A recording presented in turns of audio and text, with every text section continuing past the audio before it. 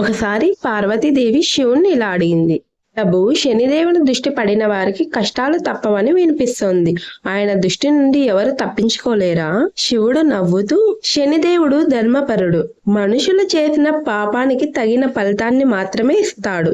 కానీ శివానుగ్రహం ఉన్న వారికి శని కూడా బాధించలేడు. ఆ సమయంలోనే శనిదేవుడు శివుని వద్దకు వచ్చాడు. పార్వతీదేవి నేరుగా ఆయన్ని ప్రశ్నించింది, నువ్వు ఎవరినైనా ఎందుకు బాధిస్తున్నావు అని. శనిదేవుడు ఎంతో వినయంగా సమాధానం ఇచ్చాడు. తల్లి, నేను ఎవరిని బాధించను.